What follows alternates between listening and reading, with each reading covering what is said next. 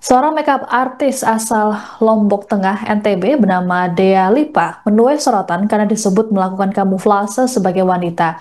Bahkan ada yang menyebut MUA tersebut sebagai Sister Hong Lombok. Sister Hong sendiri merupakan skandal di Cina yang melibatkan seorang pria yang menyamar menjadi wanita. Belakangan, MUA dengan nama asli Denny Apriandi tersebut telah mengakui bahwa dirinya adalah pria. Selengkapnya mengenai informasi ini akan dilaporkan oleh jurnalis Tribun Lombok, Robi Firmansyah. Selamat pagi, Robi. Ya, selamat pagi Siska dan juga Tribuners. Baik, Robi, bisa diceritakan bagaimana awal mula persoalan ini bisa mencuat dan juga menjadi viral di media sosial? Ya, Siska dan juga Tribuners sejak sepekan terakhir ini memang eh, kasus atau Sister Home asal Lombok, yakni Dea Lipa atau Denny Afriandi ini mendadak viral setelah banyak postingan di sosial media Facebook utamanya dan juga TikTok membagikan foto Denny ini. Dalam postingan tersebut disebutkan bahwa perempuan berparas cantik itu memang seorang laki-laki yang sehari-hari bekerja sebagai make up artis atau tata rias pengantin. Bahkan banyak dari komentar-komentar netizen memang mengatakan bahwa beberapa kali melihat Denny melakukan atau menjalani aktivitas tata rias pengantin tersebut. Dan Denny juga pada saat itu banyak postingan yang menuai komentar karena Denny menggunakan hijab, kemudian berpakaian layaknya seorang perempuan. Siska dan juga Tribun.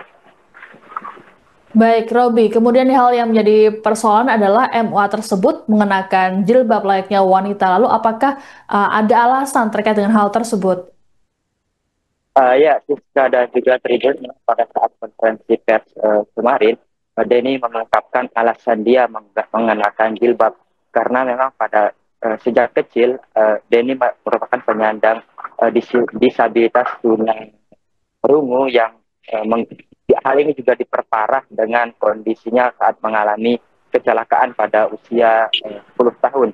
Dan dengan itu juga Denny sempat mengaku sebagai korban bullying pada saat kecil. Ditambah lagi dia tidak melanjutkan pendidikannya atau hanya sebatas sampai sekolah dasar.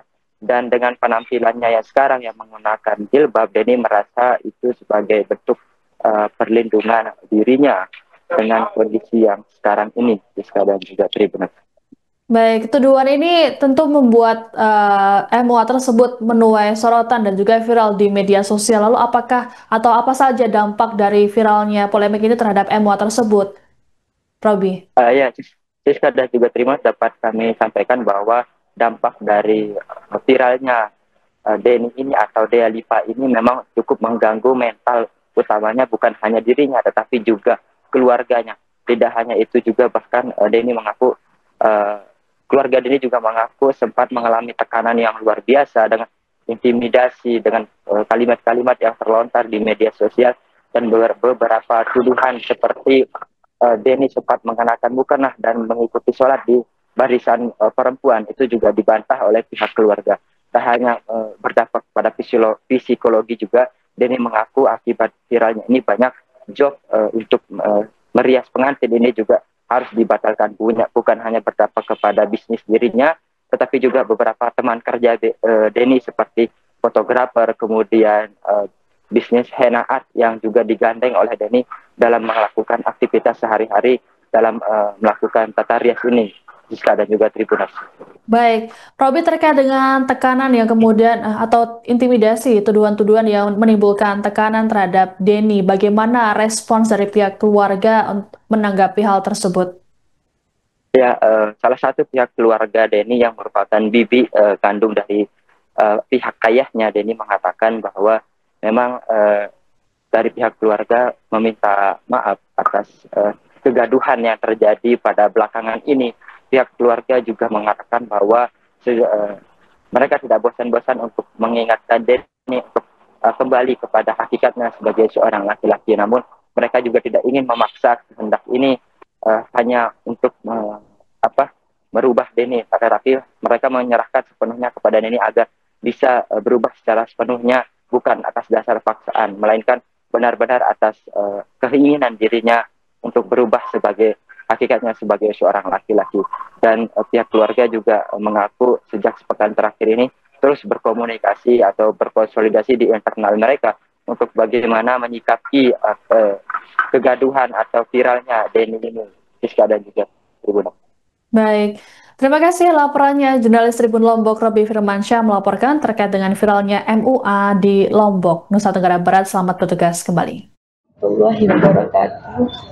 Selamat sore. Perkenalkan, nama saya Denny Apriyadi Rahman. Saya berusia 23 tahun. Berasal dari Desa Mujur, Kecamatan Praia Timur, Kabupaten Lombok Tengah. Sejak kecil saya hidup sebagai seorang penyintas disabilitas dengan keterbatasan pendengaran yang semakin memburuk setelah saya mengalami kecelakaan ketika berusia sekitar 10 tahun lalu. Saya beragama Islam. Sejak kecil saya tinggal bersama nenek dari pihak ibu. Karena kedua orang tua saya bekerja sebagai tenaga migran. Saya hanya menamatkan pendidikan sampai sekolah dasar karena pada masa itu saya mengalami perundungan dan tidak memiliki cukup dukungan untuk melanjutkan sekolah setelah nenek saya wafat ketika saya kelas 6 SD. Saya banyak belajar bertahan hidup secara mandiri. Saat ini saya bekerja sebagai muah atau biasa dikenal sebagai tata rias pengantin. Dan keterampilan ini saya pelajari secara otodidak melalui YouTube dan media sosial lainnya. Melalui pekerjaan inilah saya merasa bisa berdiri di atas kaki saya sendiri, memenuhi kebutuhan hidup, dan perlahan memperoleh rasa percaya diri. Namun beberapa hari terakhir, saya mengalami ujian yang sangat berat.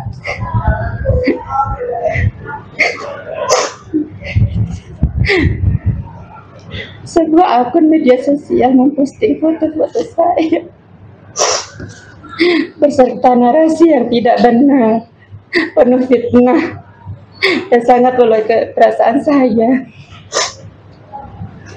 keluarga saya, serta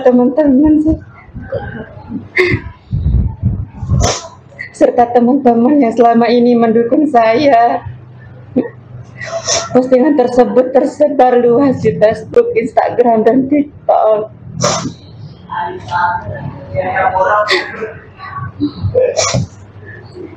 Saya tidak mengenal pemilik akun tersebut, tidak pernah bertemu, tidak pernah berkomunikasi. Saya juga tidak pernah memberikan izin untuk menggunakan foto-foto saya.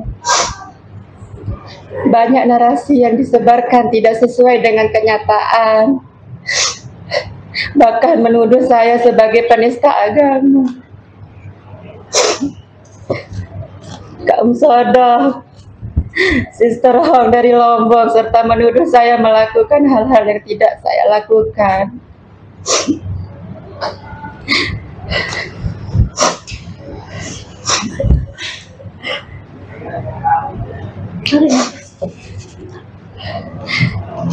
Dengan tegas saya menyampaikan tuduhan bahwa saya memakai mukena, masuk ke masjid dan beribadah di desa perempuan adalah tidak benar. Saya menghormati rumah ibadah, menghormati tata cara ibadah, dan memahami adab-adab dalam agama. Tentang pilihan pakaian, saya selama ini saya menyadari bahwa saya memang pernah menggunakan jilbab. Bagi saya, jilbab adalah simbol kecantikan, kelembutan, dan kehormatan seorang perempuan muslimah yang selalu saya kagumi sejak bertahun-tahun lalu. Saya sama sekali tidak berniat menjadikan busana itu sebagai alat untuk menipu atau melecehkan siapapun.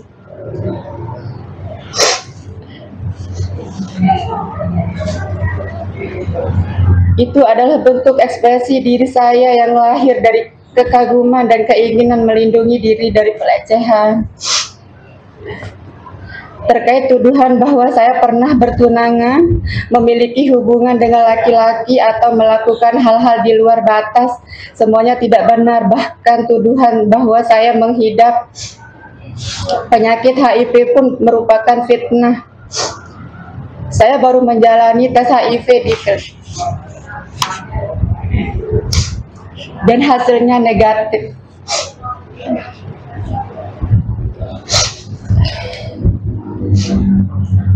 Sejak postingan itu viral, saya mengalami tekanan yang sangat berat.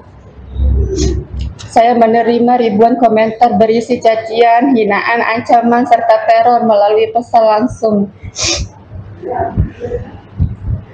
Saya sangat terpukul secara mental, spiritual, dan fisik.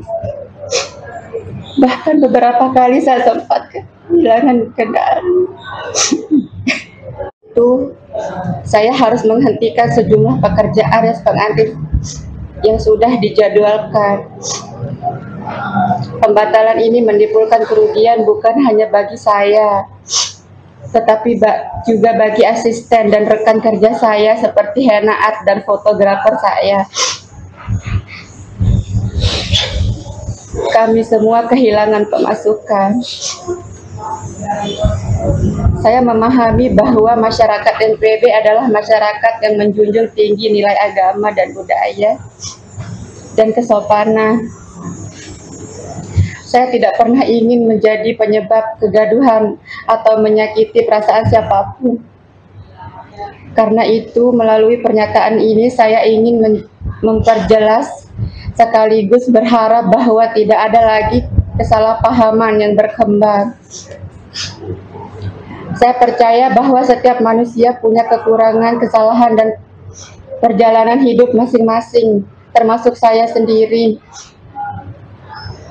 Saya adalah orang yang sedang berproses sebagai penyintas disabilitas, sebagai anak muda yang tumbuh tanpa banyak bimbingan, dan sebagai seseorang yang sedang berusaha memperbaiki diri.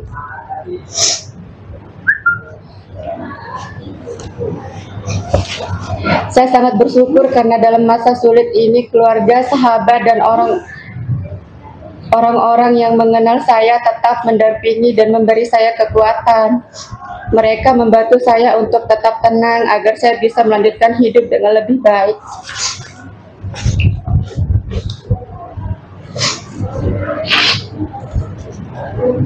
Kedepan saya ingin terus bekerja sebagai makeup artist, menabung untuk membangun galeri saya sederhana dan berbagai keterampilan dengan orang lain. Saya juga ingin melanjutkan pendidikan formal yang sempat saya tunda, karena saya percaya bahwa pendidikan adalah jalan agar saya bisa menjadi manusia yang lebih bermanfaat. Saya berharap kejadian ini menjadi pelajaran untuk kita semua. Ada cara yang lebih baik dan lebih bijak untuk mengingatkan, membimbing, atau menegur seseorang, bukan dengan fitnah, cacian, atau penghakiman di ruang publik.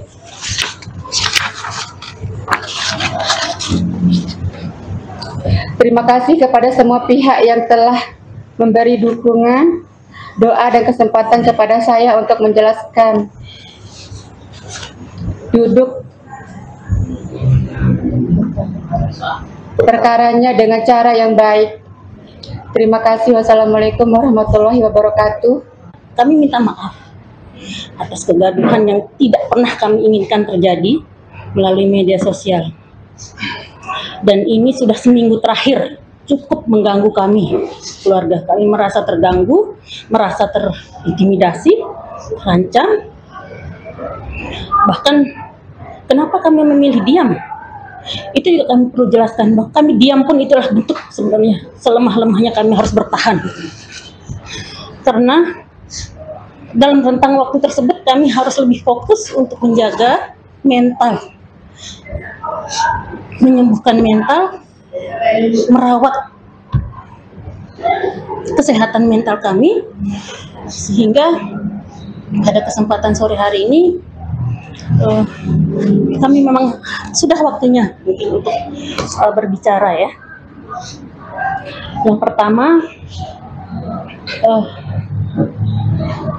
sebenarnya seperti yang sudah disampaikan oleh kami, saya tidak akan mengulang lagi pernyataan yang sudah disampaikan tadi. Tapi kami akan menitik tekankan dari pihak keluarga bahwa selama ini kan tersebar juga beberapa informasi yang menurut kami cukup miris lah kami ya. Ada yang mengatasnamakan keluarga dan lain sebagainya di media sosial, melakukan kantor, sementara kami sendiri dari pihak keluarga belum pernah melakukan itu. Yang pertama, dikatakan bahwa kami sudah lelah gitu untuk mendidik anak kami ini, sudah lepas tangan dan lain sebagainya, padahal itu tidak benar. Bukan itu, bagi kami sendiri keluarga,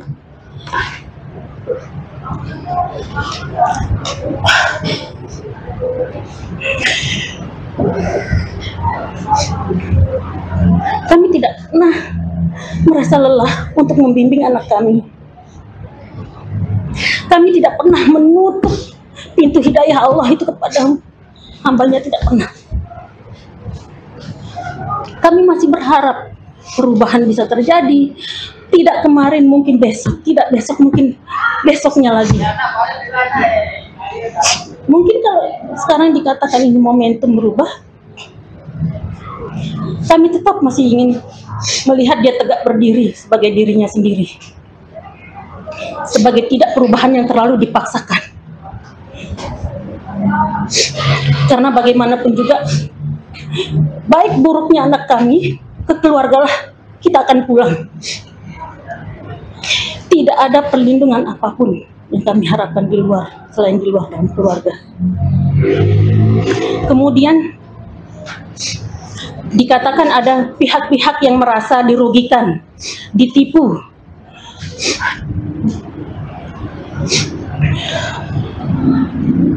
Atas apa yang selama ini beredar dan menimpa anak kami dari pihak keluarga memohon siapapun yang menyebar viral berita ini, silahkan dikonsolidasi, dibuatkan wadah penyaluran hukum, pelaporan atau apakah itu, sehingga ini beritanya tidak liar, tidak menjadi fitnah di media sosial. Buatkan pelaporan wadahnya, agar sekaligus kita mendidik masyarakat kita untuk bisa sadar hukum, tidak melakukan penghakiman sendiri, punya saluran hukum yang jelas. Jika merasa dirugikan, merasa ditipu, laporkan dia. Kalaupun belum tersedia wadah itu, kami dari pihak keluarga bersedia memfasilitasi itu. Kami akan minta entah itu pengacara atau apapun, buat wadah pelaporan bagi pihak-pihak yang merasa dirugikan. Download Tribun X sekarang, menghadirkan lokal menjadi Indonesia.